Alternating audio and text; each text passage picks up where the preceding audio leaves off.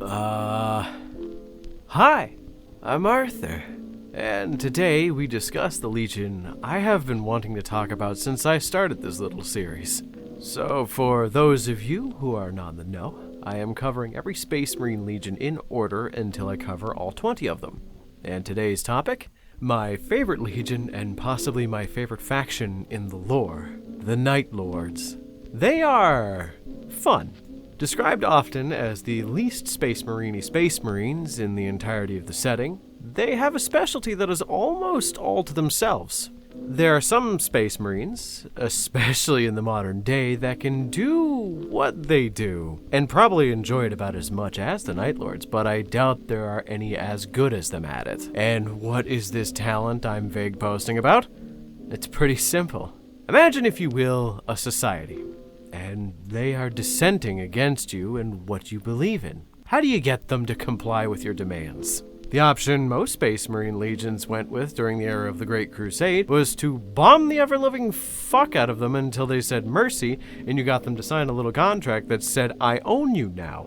With the Iron Warriors, it was brutal siege warfare. With the Blood Angels, they would ride in and mercilessly murder millions until they gave up. Each legion, racking up a body count in the millions if not billions per planet, brought into this form of compliance. You wanna know what the average body count per planet was for the Night Lords? Somewhere between a couple hundred to a couple thousand. The Night Lords had the lowest kill count of all Space Marines. Why? Well, to go back to the analogy of a society that is dissenting, instead of bombing or gunning them down or waging war, the Night Lord's main talent is to scare a motherfucker so much that in his mind, not doing the thing that he really wants to do is more of a viable and safe option than whatever the fuck the dude wearing the skin of his dead wife would do in recompense for it. Yeah, the Night Lords are masters of fear. Instead of waging a long-term war, they would sneak into the homes of every major leader, governors, mayors, presidents, etc., steal the children, torture them, and skin them alive, then dump the skins over the Capitol building of the planet while playing the recorded cries of the tortured children, and then basically sending them a nicely worded letter that essentially just says, "We'll do it again." Usually the people cave after that, which I completely understand. The average Space Marine from any chapter is fucking horrifying. Blood Angels might just crack you open and drink you like a Capri Sun at any moment just because they were thirsty. The Dark Angels might just lobotomize you because you were in the wrong spot, but the Night Lords still take the cake as the absolute pinnacle of spookiness. Why? Because the hyper-specialization in terror tactics, destroying morale, and upholding their twisted sense of justice and morality is written almost into their genetics. Their Primarch, Conrad Kurz, though he does prefer being referred to by his earned name, the Night Haunter, was raised on a planet named Nostromo.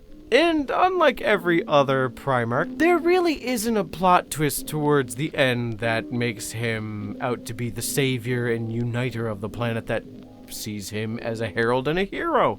Nostromo, having one of the highest crime rates as well as the highest suicide rate, was responsible for him growing up with a twisted sense of justice, where he grew up to believe that if the punishment was so severe that it would keep others from committing the crime that you were punishing, then it would be worth it no matter how brutal the punishment was. And thus, the skinning, the torture, the flaying, and the wearing of the skulls of those he killed started. Basically, if you think about it, he's a lawful evil Batman. This translates into the early batches of the Night Lords, a group whom believe that the ends always justify the means, as long as you're going about a noble purpose. They believe as long as they see what they are doing as a form of justice, it completely nullifies the consequences and justifies their actions, no matter the crime. Oh, whoopsie, you littered? Sorry, Granny. I know you had arthritis and the Kit Kat wrapper just fell out of your hand, but now you gotta go to the pain room with old Conrad and his lovely array of jagged knives. So, the biggest thing to know is that the Night Lords are different from most Space Marines in almost every way. One of the most important ones is that of their Primarch. He grew to hate his own legions. He hated the Night Lords. The reasoning behind it is complicated, nuanced, and a little difficult to describe without going on and on and on. So I'll try and explain it in as simple a way as possible. It all kind of started with his main issue as a general is he has pretty shitty skills at delegation, so there wasn't a strong force on Nostromo to govern what was going on there, and thus, after a couple hundred years, the perfect bastion of law that was put into place by him, scaring the living shit out of every single fucking person that lived there, well, if evil Batman isn't on the planet, there's not a chance you're gonna wake up flayed by evil Batman. So the crime slowly started to make its way back, and Nostromo was the recruiting world for the Night Lords. So what started as these people whom believed that the ends justify the means, as long as you are just, you are doing right, it doesn't matter how evil your actions are, as long as compliance and justice is the end result. That ended up shifting over to literal criminal children. Children at the age of 12 whom have committed horrendous crimes like murder, assaults, robberies, just horrible things. So over time, these criminal recruits ended up overtaking the more pure, original Nostroman recruits. So because of that, you ended up losing that sense of virtue and justice, and in its place were people who would use that sense of virtue and justice as a shield to deflect criticism and repercussions from them genuinely just enjoying torturing the ever-loving fuck out of people. It was something that they just used as an excuse to get away with it. Kurz saw the Legion as a tool. He saw them for what they were, but he tried to move on from it and let them do what they did. As long as the ends justified the means. Eventually, it led to him hating the entire Legion, which is where we get to one of my favorite little theories. This might take a minute to build up to, but I am not known for brevity, so follow me on this. It's widely known that each Primarch has a sort of superpower. It comes likely from the Emperor and a derivative of one of his own abilities. And this ability is oftentimes not referred to as something associated with the warp. So it's mostly just magic. For Kurz, it's simple. He has extremely accurate foresight. Essentially, he can see the future and know what's going to happen. It's not exactly a direct one-for-one he sees the future. A lot of times from what I've read, it is more allegorical and more metaphorical than anything else. That is kind of his main power. It's a very powerful and potent one as well. There's also something all Primarchs share, which is a major flaw with this power. For Kurz, the flaw in this power is that he had very little control over when he experienced these visions. They would rack him with knowledge of the worst fates known to him, his brothers torn apart before his very eyes. And slowly, over time, due to this lack of control, it began to drive him insane. Now here, as we go back to the little point I was trying to make, is my little aside. I like to think alongside this power, the Emperor bestowed each of his children with a positive personality trait and a negative one that is vaguely related to the Emperor himself. These traits would both make and break them if they could not reconcile the differences between the two. For Perturabo, the Emperor's sense of superiority as the positive aspect, and the Emperor's paranoia as the negative. I think Kurz had it the worst, because his negative aspect is the ability to do whatever needs to be done no matter the cost. Often coming off as just being plain old fucking evil. Positive trait is almost impossible to combine with this, so there's no way he could have ever reconciled the differences. And that trait is self-awareness. Kurz, from what I've seen, is self-aware. In his moments of lucidity, he would become so self-aware of his actions that it would inevitably end with him committing suicide. He is the only Primarch to have ever done so, which it is contested if he did, But you can be the judge. Essentially, the Emperor dispatched an assassin to kill Kurz, and Kurz just let him. He did it for many reasons.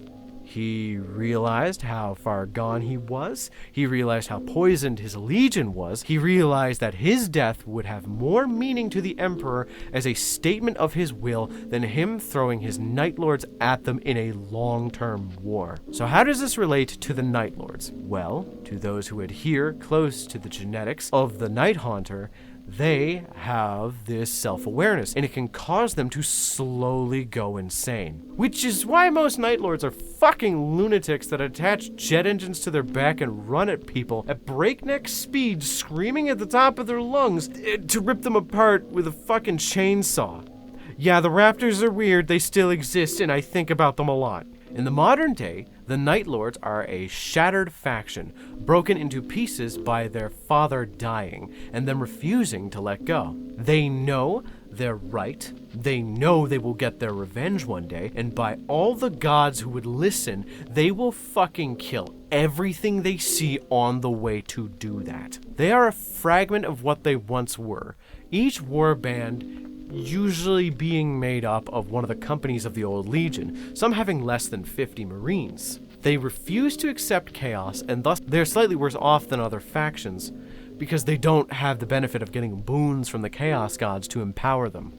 That's not to say that all don't, because there are Night Lords whom do fall to chaos, but they are often seen as weak traitors by those who refuse to. As they are, they've replaced their armor with stolen and scavenged bits from fallen enemies and friends alike. They steal better weapons from those they raid, and more importantly, they are biding their time. Some with a plan, some with a claim to unite all of the fallen Night Lords' warbands together, and some just wanting to get by for another day. Every last one of them is biding their time like a wolf waiting for its prey to expose its throat. The second they smell weakness, they are going to attack the Imperium and make them fear the Night Lords like they once did 10,000 years ago. God damn it, I love this Legion. Call me an edgelord, I fucking dare you, but I love them.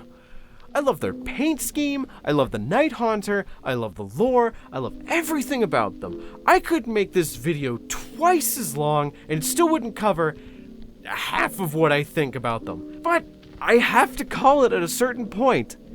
This is already probably going to be the longest video I've made. So to boil everything down, do you like making your opponent shit their pants so much they give up and let you win just because they want to go home and change? Do you like chainsaws and jetpacks? Do you like painting fucking lightning on armor? Then play Night Lords. They are so fucking cool. Tell me your thoughts about the Night Lords in the comments. I genuinely want to hear. I love them to death if you couldn't tell, and I want to see what the general consensus is with all of you. And as always, make sure to like and subscribe because I'm going to be doing more videos this week. Oh, before you guys say anything, I could not bring up the Night Lords Omnibus in this video. This video would have been a fucking hour long if I did. I wouldn't have been able to shut the fuck up about how cool Talos is and how much of a fucking bumblefuck stupid ooze-ass is. That fucking berserking Hello again. This is Post-Video Arthur, and I don't know how to feel about this one. I've been wanting to talk about Night Lords for a while, but now that I've been given the opportunity, I just feel like I haven't covered as much as what I want to cover. Regardless, I like to think that I got my opinion out there. I think they're really cool, and I hope you all do too. And if not, I completely understand. It's definitely not a flavor for everyone. They are a bit edgelord at the best of times. Regardless, thanks again for watching. Till next time.